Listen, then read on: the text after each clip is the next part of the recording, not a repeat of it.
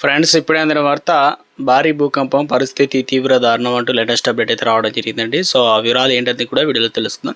So వీడియోని చివరి రోజు చూడండి, అర్థమవుతుంది. మరోసారి ఛానల్ వస్తే తప్పకుండా సబ్స్క్రైబ్ చేసుకొని చూస్తున్నారు కానీ లైక్ చేయడం మర్చిపోతున్నా, వెంటనే లైక్ చేయండి.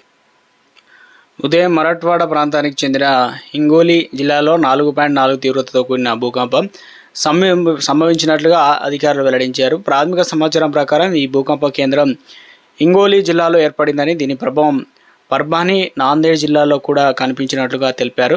భూకంప కారణంగా స్థానికులు భయాందోళనకు గురైన ఇళ్ల నుంచి బయటకు పరుగులు తీశారు. తమ ఇళ్లలో స్వల్పంగా కంపనాలు వచ్చాయని, కొన్ని చోట్ల పాత్రలు కదిలాయని స్థానికులు అయితే తెలిపారు. ఇప్పటివరకు ఎటువంటి ప్రాణ నష్టం లేదా ఆస్తి నష్టం కూడా జరగలేదు. ఎవరికీ గాయాలు కాలేదు. కంపనాలు తగ్గిన వెంటనే పరిస్థితి సాధారణ స్థితికి చేరుకుంది. భూకంపం తర్వాత జిల్లా యంత్రాంగం, విపత్తు నిర్వహణ సిబ్బంది అప్రమత్తంగా ఉంటూ పరిస్థితిని పర్యవేక్షించారని అధికారులు అయితే తెలియజేశారన్నమాట.